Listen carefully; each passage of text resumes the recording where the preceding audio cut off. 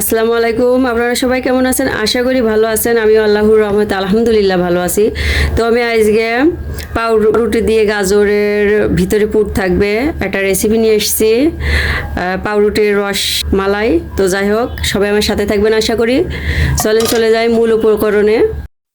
আমি আবারও চলে আসলাম গাজর আর পাউরুটির রেসিপি নিয়ে।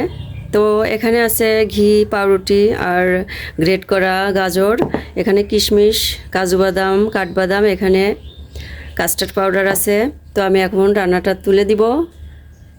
তো আমি এখানে কড়াই তুলে দিচ্ছি। আমি এখন ঘি দিয়ে দিচ্ছি 1 চামচ, টেবিল চামচের 1 চামচ। আমি 1.5 চামচ দিলাম ঘি। ঘিটা আমি এখন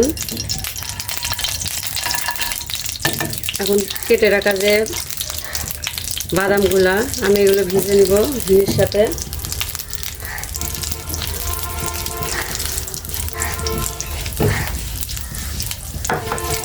তো কিছু সময় ভাজার পরে আমি কিশমিশ দিয়ে দিলাম, দিয়ে আবারও ভালোভাবে ভেজে নিব। তো মাশাআল্লাহ আমার ভাজা হয়ে গেছে। আমি এখন উঠে নেব। কিশমিশগুলো ফুলে উঠছে। তো আমি এখন ছাঁকনির সাহায্যে আস্তে আস্তে উঠাই নিব। আমি এখানে গাজর দিয়ে দিচ্ছি ওই ঘিয়ের ভিতরেই। তো আমি গাজরগুলো দিয়ে ভালোভাবে উশমিশ করে দিচ্ছি, ঘির সাথে একটু ভেজে নিচ্ছি। আমি এখানে সাদা এলাচ দিয়ে দিচ্ছি। তো ভালোভাবে সাদা এলাচ দিয়ে ভালোভাবে মিশিয়ে নিচ্ছি। আমি এখন গরুর দুধ দিয়ে দিচ্ছি। গরুর দুধ দিয়ে আমি ভালোভাবে মিশিয়ে নিচ্ছি।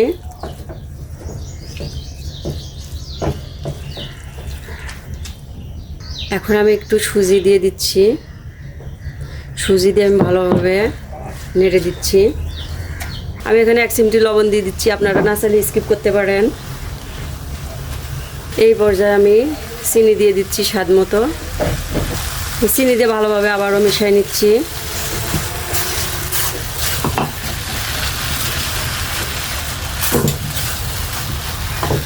আমি কিছুটা ভাজা কিশমিশ বাদাম দিয়ে দিচ্ছি, দিয়ে আমি আবারও ভালোভাবে মিশিয়ে নিচ্ছি।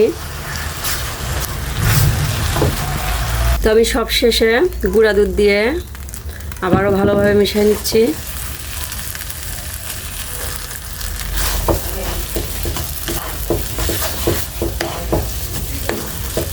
আর গুঁড়া দুধটা দিলে অনেক টেস্টি লাগে খেতে।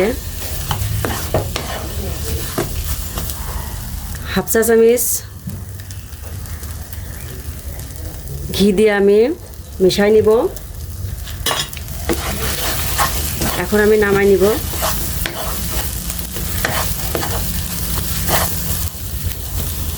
তবে এখানে দুধ দিয়ে দিচ্ছি, মালাইটা করে নিব। আমি এখানে পরিমাণ মতো দুধ নিয়ে নিছি। আমি জাল করা দুধ দিছি। তো এখানে আমি এলাচের গুঁড়া দিয়ে দিচ্ছি। এলাচের গুঁড়াটা দিয়ে আমি ভালোভাবে মিশিয়ে নিচ্ছি। এলাচের গুঁড়াটা দিলে ফ্লেভারটা ভালো আসে। আমি এখানে স্বাদ মতো চিনি দিয়ে দিচ্ছি। টেস্ট অনুযায়ী চিনি দিয়ে দিলাম। আপনারা যে যেমন মিষ্টি খান সে সেমন দেবেন ইনশাল্লাহ। আমি চিনিটা দিয়ে ভালোভাবে মিশিয়ে নিচ্ছি। আমি এখানে বাটিতে দুধ নিচ্ছি, এখানে কাস্টার্ড পাউডার দিয়ে দিচ্ছি 2 চামচ মতো। দিয়ে আমি ভালোভাবে দুধের সাথে মিশিয়ে নিচ্ছি। তো কাস্টার্ড পাউডার দিয়ে আমি অল্প অল্প করে দিয়ে মিশিয়ে নিচ্ছি।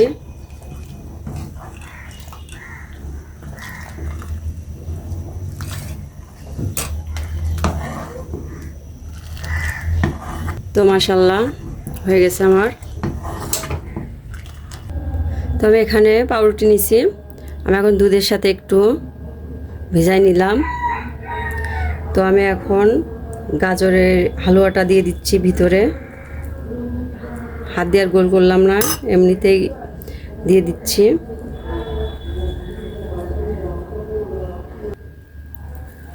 তো আমি ভালোভাবে চেপে চেপে গোল করে নিচ্ছি।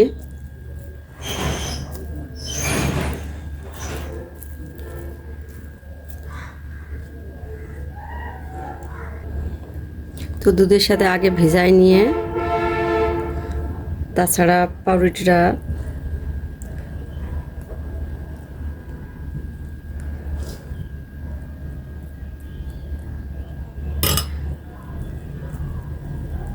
এইভাবে চেপে চেপে গোল করে নেওয়া লাগবে।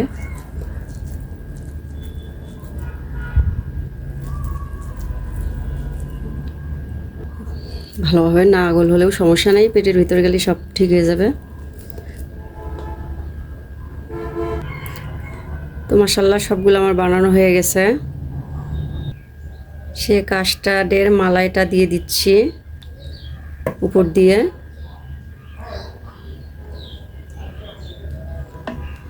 এটা খেতে অনেক সুস্বাদু, ইফতারিতে খাওয়া যাবে, তারপরে ঈদের ভিতরে গেস্টের জন্য করা যাবে।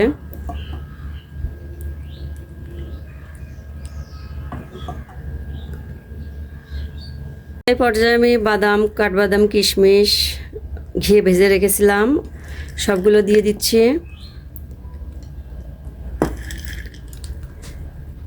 ভালো লাগলে অবশ্যই লাইক, কমেন্ট, শেয়ার করবেন আপনজনদের সাথে।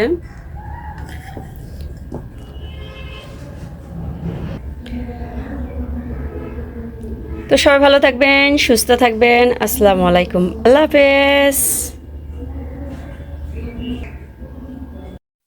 আসসালামু আলাইকুম, আপনারা সবাই কেমন আছেন? আশা করি ভালো আছেন। আমি আল্লাহর রহমতে আলহামদুলিল্লাহ ভালো আছি।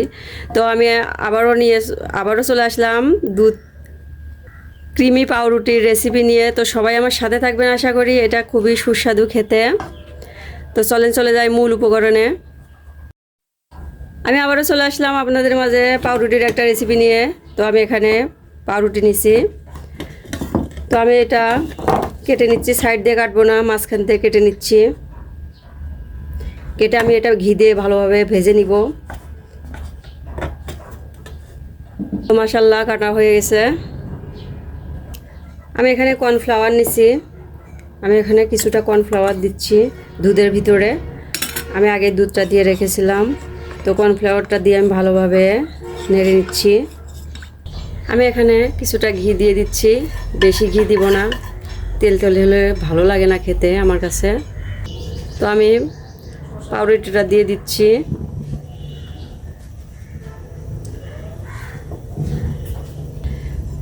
তো আমি এপাশ ওপাশ ভেজে নিচ্ছি।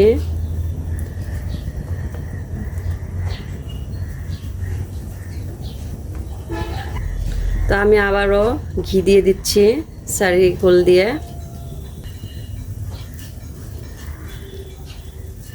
তো আমি এভাবে ভেজে নিব।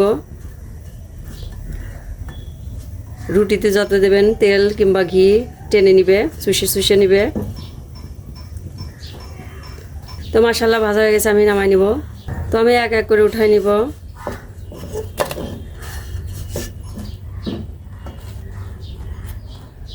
এখানে আমি দুধ দিয়ে দিচ্ছি, জাল করা দুধ ঘিয়ের ভিতরে দিয়ে দিলাম।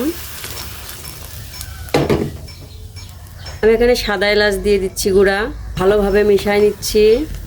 সাদা এলাচ দিলে ফ্লেভারটা ভালো আসে। আমি এখানে টেস্ট অনুযায়ী চিনি দিয়ে দিচ্ছি।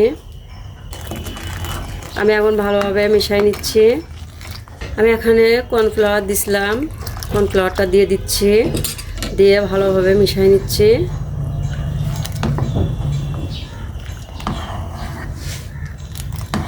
ক্রিমি হয়ে গেল। তো আমি এখানে পাউরুটি ভেজে রাখা পাউরুটিটা আমি দিয়ে দিচ্ছি। আমি এখানে এখন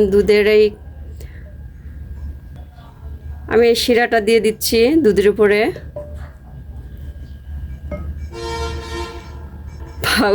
পাউরুটির উপরে আমি দুধগুলা দিয়ে দিচ্ছি।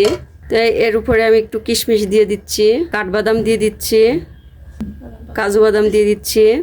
তো এখানে আমি আবারও পাউরুটি দিয়ে দিচ্ছি।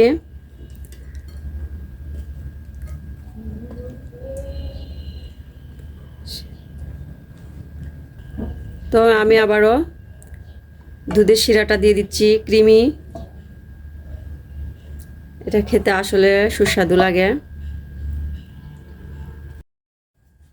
তো আমি এখানে কিশমিশ, কাজু বাদাম, কাঠবাদাম আমি উপরে ছিটাই দিচ্ছি। এটা খেতে অনেক সুস্বাদু হয়। তো হয়ে গেল আমার ক্রিমি পাউরুটির রেসিপি।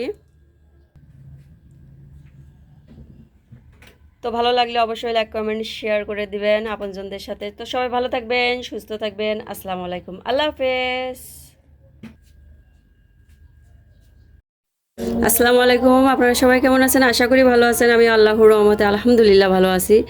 তো আমি আজকে বার্গারের রেসিপি নিয়ে এসেছি। তো এটা বাসায় উপকরণে সব কিছু মিলে ইনশাল্লাহ বার্গারটা করা হচ্ছে। তো অবশ্যই আমার সাথে থাকবেন আশা করি। আর ভালো লাগলে অবশ্যই লাইক কমেন্ট শেয়ার করে দিবেন। তো চলে যায় মূল উপকরণে। আমি আবারও চলে আসলাম বার্গারের রেসিপি নিয়ে। তো আমি এখানে সরিষার তেল দিয়ে দিচ্ছি। আমি এখানে পেঁয়াজ কুচি আর মরিচ কুচি দিয়ে দিচ্ছি। তো আমি পেঁয়াজটা বাদামি করে ভেজে নিব। আমি এখানে গোটা জিরা দিয়ে দিচ্ছি। আমি আবারও ভালোভাবে ভেজে নিচ্ছি। তো পেঁয়াজটা আমি বাদামি হয়ে গেছে। আমি এখন মুরগির মাংস দিয়ে দিচ্ছি। তো আমি পেঁয়াজের সাথে ভালোভাবে মাংসটা ভেজে নিব। আমি এখানে গোলমরিচ দিয়ে দিচ্ছি, স্বাদ মতো লবণ দিয়ে দিলাম। সবগুলো উপকরণ আমি এখন ভালোভাবে মিশিয়ে নিচ্ছি। আমি এখানে সয়া সস দিয়ে দিচ্ছি। ভালোভাবে মাংসটা মিশিয়ে নিচ্ছি মাংসের সাথে। কিছু সময়ের জন্য ঢেকে দিচ্ছি। এখানে টমেটো সস অ্যাড করে দিলাম। টমেটো সস দিয়ে আমি ভালোভাবে আবারও মুরগির সাথে মিশিয়ে নিচ্ছি।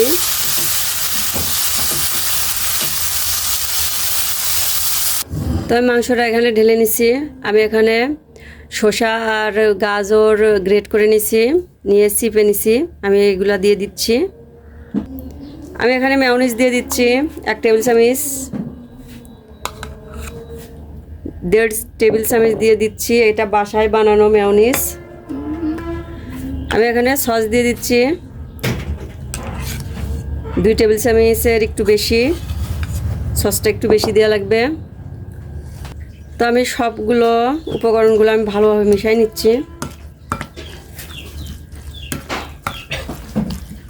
আমি এখানে কিনা পাউরুটি নিয়ে এসেছি। এটা হলো গরিব বার্গার রেসিপি। যাই হোক, আমি এখন এইগুলা রুটি বের করে নিচ্ছি, নিয়ে মাঝখানতে কেটে নিব।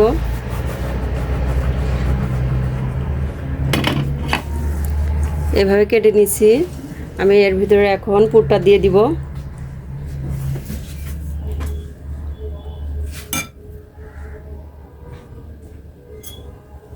আরো হবে।